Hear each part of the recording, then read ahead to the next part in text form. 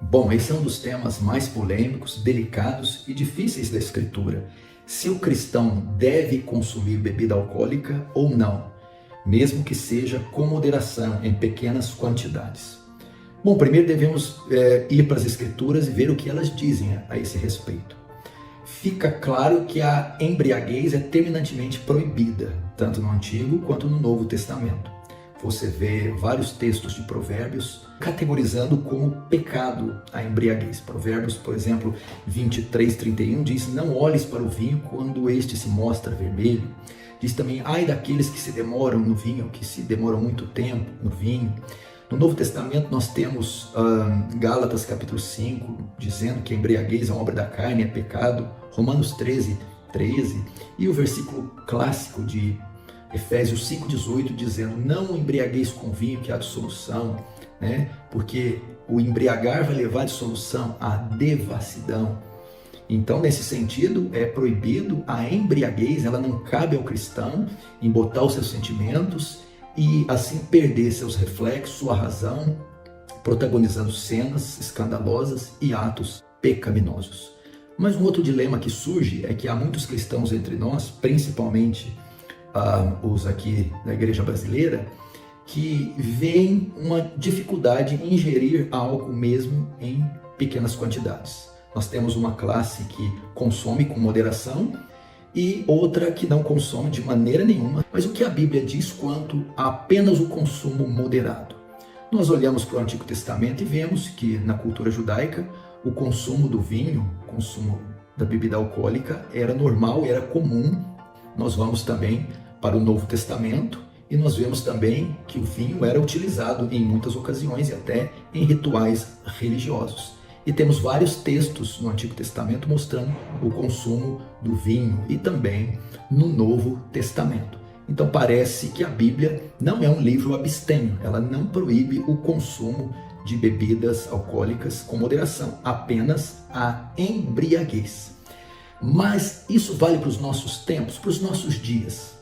Seria correto, então, apenas não se embriagar e usar a bebida com moderação? As palavras mais usadas para vinho é oinos e en.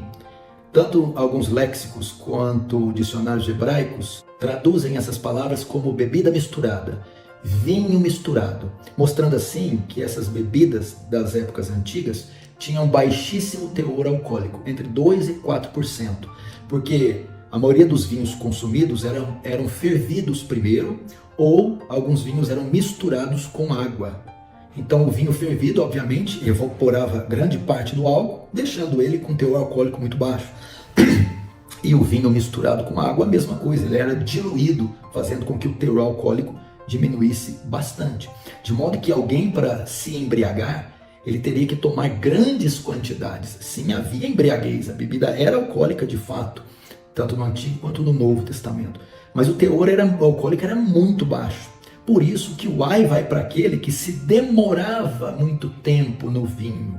Ou seja, para ficar bêbado, ele tinha que se demorar a beber em grande quantidade.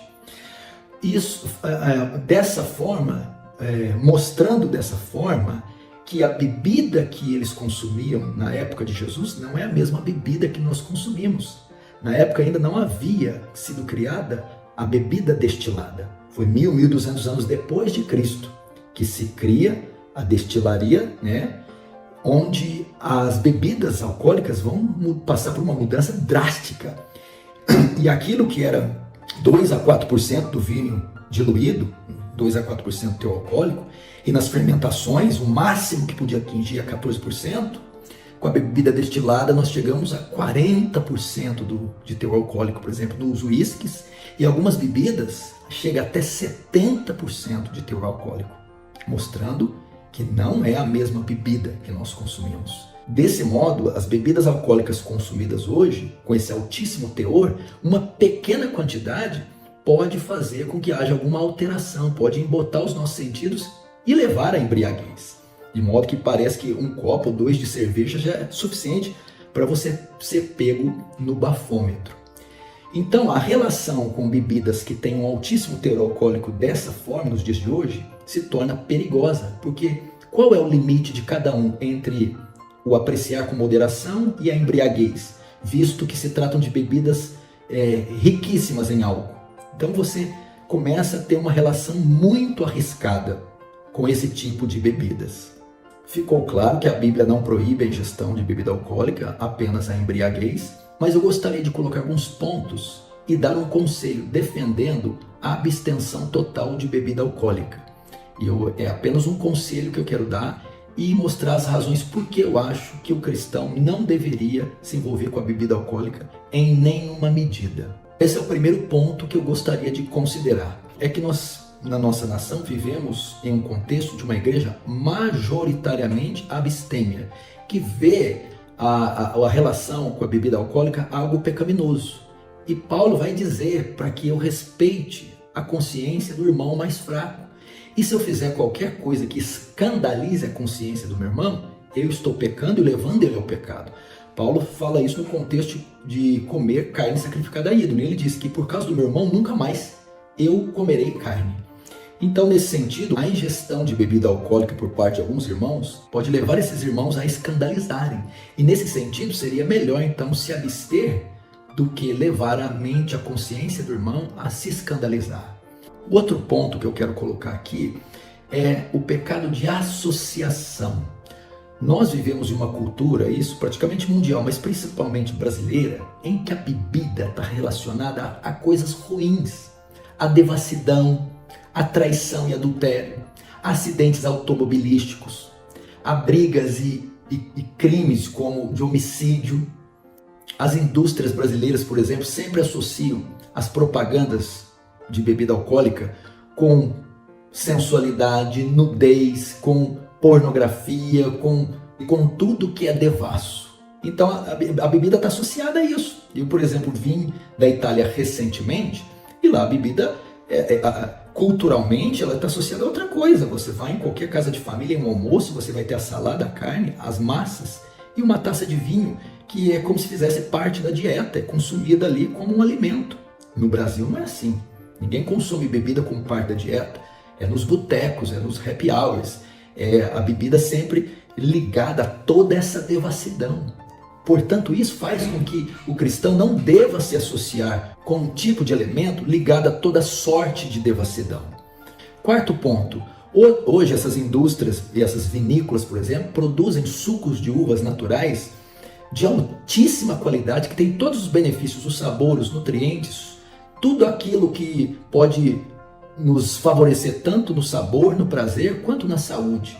Portanto, não há necessidade de eu acrescentar algo nisso. Farmacologicamente, cientificamente, é provado que o álcool não traz nenhum benefício para o nosso corpo e para o nosso organismo. Pelo contrário, ele traz malefícios. Outros dois fatores que eu gostaria de colocar, defendendo a abstenção total do álcool, é a quantidade de pessoas que nós recebemos em nossas igrejas, vítimas do alcoolismo, que foram escravas das bebidas alcoólicas durante anos e décadas e que agora estão com muito custo conseguindo se libertar mediante altas cifras em dinheiros gastos, tratamentos em clínicas e ajuda pastoral com oração, discipulado e aconselhamento. E agora estão se convertendo, vindo à fé e à igreja, e talvez terão muita dificuldade de lidar com isso. Então, para proteger essa quantidade enorme de dissidentes ou de viciados no álcool que estão chegando e se libertando, eu também aconselharia a abstenção total. E o outro caso que eu disse